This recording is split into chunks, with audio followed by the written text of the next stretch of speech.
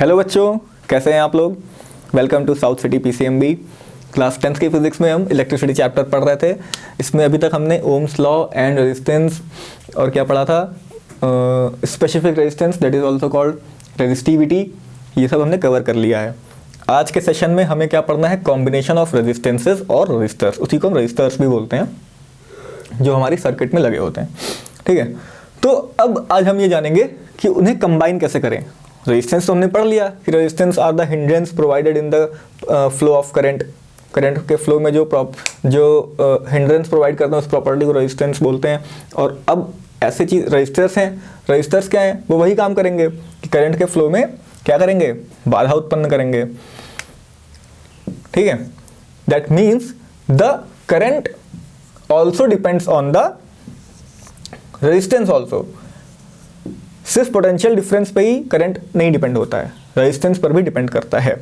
अगर हमें अपने रिक्वायरमेंट के हिसाब से किसी सर्किट में रेजिस्टेंस चाहिए, then we combine those resistors in series combination और इन पैरेलल कॉम्बिनेशन। अब देखिए, हम सीरीज में कब लगाएंगे उन रजिस्टर्स को और पैरेलल में कब लगाएंगे, जब हमें अपनी रेजिस्टेंस जो है, दोनों रजिस्टर्स या हमारे पास जितने रजिस्टर्स हैं उनसे ज़्यादा चाहिए, the resultant resistance, then we combine those resistors in a series. Series means अगर हम उन रजिस्टर्स को कॉन्जिक्यूटिव वे में कनेक्ट कर रहे हैं end to end, that means अगर यहाँ पे हमने R1 लगाया है, ठीक उसी के एंड पर हमने R2 कनेक्ट कर दिया है, then it is called series combination. यहाँ तक बात समझ में आई। और अगर ऐसा करना है हमें कि हमारा जो रिजल्टेंट रेजिस्टेंस आए वो दोनों रजिस्टर से क्या हो, कम हो, तब हम पैरेलल में लगाते हैं उन दोनों को। पैरेलल मीन्स अगर एक पाथ आ रहा है, फिर यहाँ से बाइफरकेट कर दें, एक रजिस्टर को अलग पाथ पे लगाएं, दूसरे रजिस्टर को अलग पाथ पे लगाएं, फिर उन दोनों को दूसरे पाथ से ज्वाइन कर दें, then it is called parallel resistance, parallel combination. अब पहले देखेंगे सीरीज कॉम्बिनेशन में है क्या। सीरीज कॉम्बिनेशन में जो करंट फ्लो होती है वो पूरे सर्किट में सेम रहती है, पूरे सर्किट में क्या रहती है, सेम रहती है।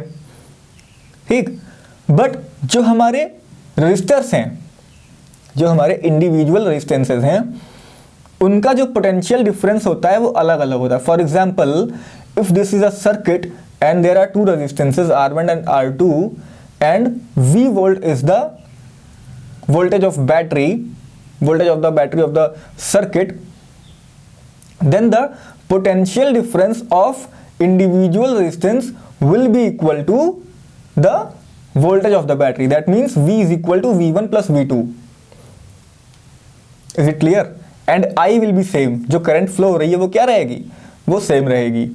बट अगर हम पैरेलल में देखें, पैरेलल में क्या है कि जो I है, करंट जो फ्लो हो रही है, जो करंट फ्लो हो रही है, that will B divided in the two different paths. That means R1 resistance के पास I1 करंट जाएगी एंड R2 रेजिस्टेंस के पास I2 करंट जाएगी, and that I1 and I2 will constitute the total current flowing in the circuit. That means I is equal to I1 plus I2.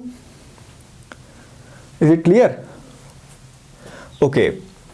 और एक चीज, अगर हमें resultant चाहिए, resultant resistance चाहिए, तो in series combination what we will do, we will just add the individual resistance and then we will get the resultant resistance. Okay, and in parallel combination में क्या होगा, हम उन इंडिविजुअल रेजिस्टेंस से क्या करेंगे, रेसिप्रोकल करेंगे, and then we will add the number of resistance. तो हमें जो रिजल्टेंट रेजिस्टेंस मिलेगा that will be in reciprocal form. ये बात समझ में आई। तो चलिए सबसे पहले क्या पढ़ते हैं, सीरीज कॉम्बिनेशन पढ़ते हैं, एंड वी विल नो कि how to derive this formula. और एक लॉ है, उसी लॉ को फॉलो करके वो रिजल्टेंट निकलता है, रिजल्टेंट रेजिस्टेंस निकलता है।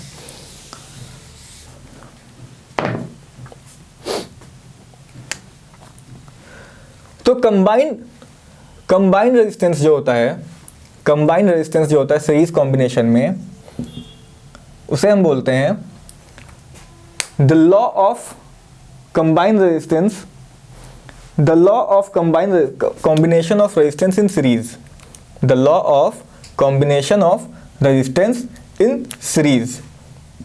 क्या कहता है ये law? Law of combination of resistance in series. This law says that the resultant resistance that means capital R will be equal to the sum of individual resistances, will be equal to the sum of individual resistances। मतलब capital R will be R1 plus R2 and so on. अगर जितने भी resistance लगे हैं उनका total sum कर दीजिए। तो इस सीरीज रेजिस्टेंस में हमें क्या पता चला कि जो रिजल्टेंट रेजिस्टेंस होगा that will be greater than the individual resistances. जो आपका सबसे हाईएस्ट रजिस्टर होगा, सबसे ज्यादा वैल्यू जिस रेजिस्टेंस की होगी उससे भी ज्यादा किसकी वैल्यू होगी? जो आपका रिजल्टेंट रेजिस्टेंस आया है। ये बात समझ में आई? अब कुछ पॉइंट्स हैं जो आपको याद रखना है जब आप इसका डेरिवेशन करेंगे। हमें इसका डेरिवेशन भी करना है, R1 प्लस R2 कैसे आया, तो कुछ पॉइंट्स हैं उन्हें याद रखना है। तो the first point is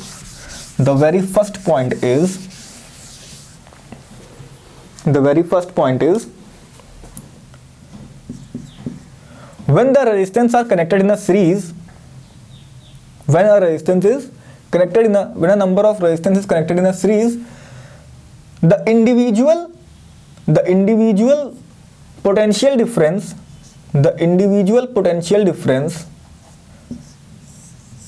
consists the voltage of the battery।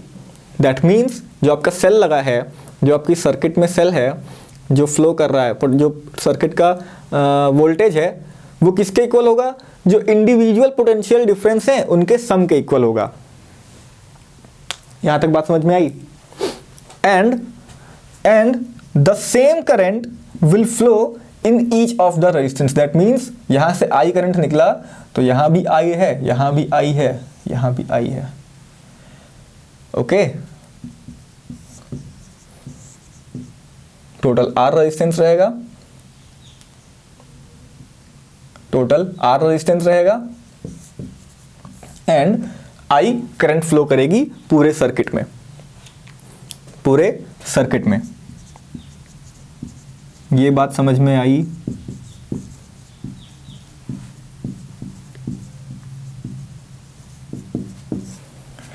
Now we will try to find how the resultant resistance will come in series combination। कैसे हमें मिला resultant resistance, कैसे मिला? So using the Ohm's law, देखिए we know that V is equal to V1 plus V2, अभी पता चला है। एंड Ohm's law क्या कहता है? V is equal to IR। Ohm's law नहीं समझ में आया तो पिछले सेशन में आप पढ़ लीजिए, पुराने वीडियोस देख लीजिए। साउथ सिटी PCMB में जाइए यूट्यूब चैनल पे, एंड क्या करिए, प्लेलिस्ट में जाइए, वहाँ फिजिक्स के सेक्शन में जाकर ओम्स लॉ पढ़ लीजिए, समझ में आ जाएगा क्या होता है। V is equal to IR, put this value of IR in this LHS part and RHS part। That means पूरे सर्किट का जो पोटेंशियल डिफरेंस है that will be equal to I into R। I into R. What is I? The current flowing in the circuit, and R is resultant resistance जो हमें चाहिए। V1 will be equal to I into R1। आप पूछेंगे I into R1 कैसे हो गया? I तो same current flow कर रही है पूरे सर्किट में, अभी बताया था। And R1 is the individual resistance, R1 is the individual resistance plus IR2। I is common in both left hand side and right hand side, that will be cancelled out। What we will get? R is equal to R1 plus R2. While solving the numericals, जब numerical solve करेंगे, अगर कोई series में दिया होगा resistances तो हम इस फॉर्मूले को यूज करेंगे, अगर हमें रिजल्टेंट रेजिस्टेंस फाइंड करना होगा तो। यहां तक बात समझ में आई? तो इससे यही तो पता चला कि जो रिजल्टेंट रेजिस्टेंस होगा that will be greater than the highest resistance, highest individual resistance जो होगा उससे भी ज्यादा होगा। एक एग्जांपल बता देता हूं आपको, बहुत सिंपल सा एग्जांपल है। अगर दो रेजिस्टेंस कनेक्टेड हैं, अगर दो रेजिस्टेंस कनेक्टेड हैं, एक 5 ओम का है, एक 8 ओम का है, that is R1 and that is R2। कोई भी करंट फ्लो कर रही है, कोई भी पोटेंशियल डिफरेंस है, उससे मतलब अभी नहीं है। क्वेश्चन में अगर आपसे ये पूछे कि what will be the resultant resistance, simply add these two, 5 plus 8, that will be equal to 13 ohm, that will be equal to 13 ohm, that means 13 is greater than these two, and जो highest है उससे भी ज़्यादा है। इसीलिए series combination का use तभी करते हैं जब हमें रिजल्टेंट रेजिस्टेंस जो हाईएस्ट आपका रजिस्टर लगा उससे भी ज़्यादा चाहिए होता है। यहाँ तक बात समझ में आई? Is it clear? तो अब आगे बढ़ें। ऐसे ही यहाँ तो हमने दो रजिस्टर कॉम्बिनेशन देखा, अगर 3 रेजिस्टेंसेस हो तब भी यही करना है, अगर 3 रेजिस्टेंस हो तब भी यही करना है, कोई बड़ी बात नहीं है, बहुत ही सिंपल है। 3 रेजिस्टेंस लगा दीजिए, R1, R2 and R3, connect कर दो इन्हें। Let us suppose this is 2 ohm, this is 4 ohm and this is 9 ohm.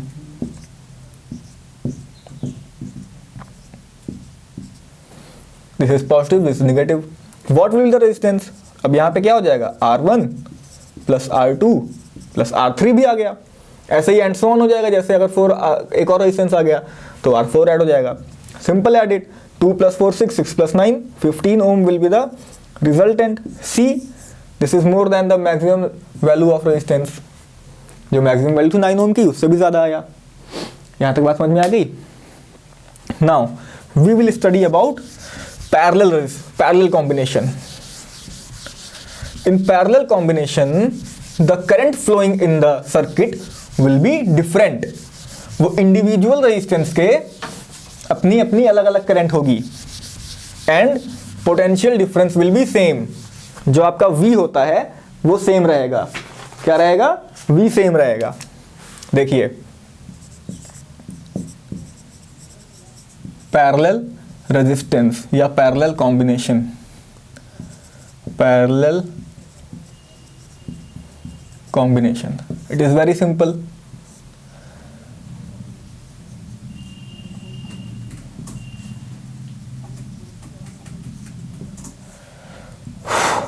Connect कर दो इन्हें, सेल लगा दो, R1, R2।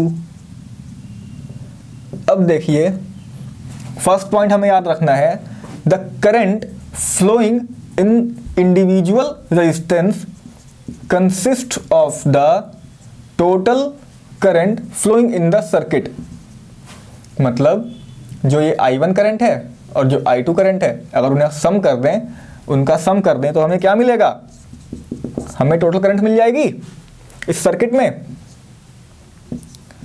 And V will be same in total circuit. जो V है वो सेम रहेगी, ठीक? V will be same and we know. अच्छा, पैरेलल कॉम्बिनेशन क्या कहता है, किस लॉ से फॉलो, कौन सा लॉ फॉलो करता है? तो ये combination of resistance in parallel, this is called the law of combination of resistance in parallel, इसको फॉलो करता है। और ये लॉ क्या कहता है?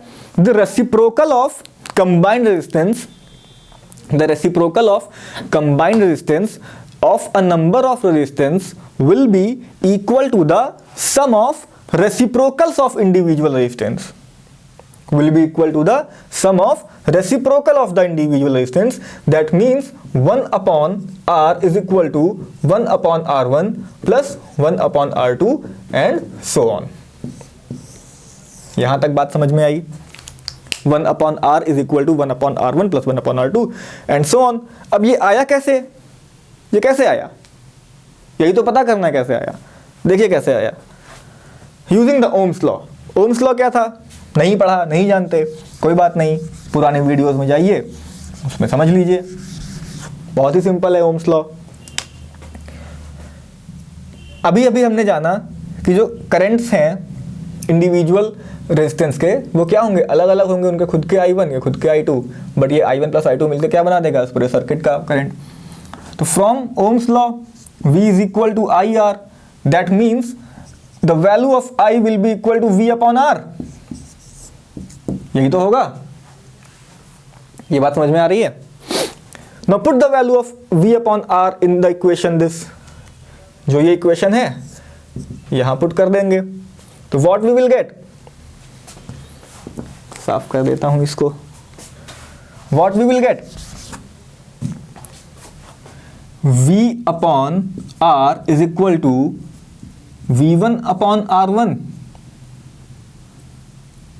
V upon R1 plus V upon R2। आप कहेंगे कि ये V1 V2 क्यों नहीं हुआ? अभी भी बताया कि जो पोटेंशियल डिफरेंस है that will be same in the whole circuit, that will be same in the whole circuit। Is it clear? बस V is common in the left hand side of the equation and in the right hand side of the equation. Cancel out. 1 by R is equal to 1 by R1 plus 1 by R2। तो यहां से हमें यह समझ में आ गया कि resultant resistance जब चाहिए होगा तो क्या करेंगे? हम रेसिप्रोकल करके ऐड कर देंगे। और इस कॉम्बिनेशन में हमें यह पता चलेगा कि जब हमें कंबाइंड रेजिस्टेंस कम चाहिए होगा किसी सर्किट में, अगर कई रेजिस्टेंस लगे हुए हैं, फॉर एग्जांपल अगर हमें 2 रेजिस्टेंस लगाना है और हम ये चाहते हैं कि हमारा जो रिजल्टेंट रेजिस्टेंस आए वो कम आए, तो हम किस कॉम्बिनेशन की तरफ जाएंगे? पैरेलल कॉम्बिनेशन की तरफ जाएंगे। किस तरफ? पैरेलल। एक एग्जांपल से देखते हैं। Let us suppose this is 6 ohm and this is 12 ohm, okay, and we have to find the combined resistance. we have to find the combined resistance. What we will do? 1 by R is equal to 1 by R1 plus 1 by R2. Here what is the value of R1? 6 and R2 12, that is 3 upon 12, that is 1 upon 4 ohm। 1 by R is equal to 1 upon 4 ohm, that means R is equal to 4 ohm। R की value क्या आई? 4 आ गई। अब ये देखिए जो R की value 4 आई है वो इस वाले R से भी छोटी है एंड इस वाले R से भी छोटी, मतलब R1 से भी कम है, R2 से भी कम है। दैट मीन्स कि जब भी हमें रिजल्टेंट रेजिस्टेंस कम वैल्यू का चाहिए होता है we use parallel combination, and उसकी वैल्यू जो सबसे छोटी वैल्यू है रजिस्टर की उससे भी कम होती है। तो आज हमने क्या क्या सीख लिया? Combination of series and combination of parallel resistance. Next video में 1-2 न्यूमेरिकल देखेंगे इसके कि कैसे कनेक्ट करते हैं। कुछ सर्किट्स ऐसी होती हैं जिसमें सीरीज भी लगा होता है एंड पैरेलल भी होता है। अगर मैं यहाँ पर एक रेजिस्टेंस और लगा दूँ 2 ओम का, तो ये क्या हो गया? यहाँ पे सीरीज में भी है और पैरेलल में भी है। ठीक है, तो हाउ टू कैलकुलेट ये सब मैं नेक्स्ट सेशन में आपको सिखाऊंगा। फिलहाल इतना पढ़िए, इसका रिवीजन करिए, जो ना समझ में आया उससे कमेंट सेक्शन में डाउट पूछिए। लाइक शेयर सब्सक्राइब तो करना ही है। So take care and have a good day. Bye bye.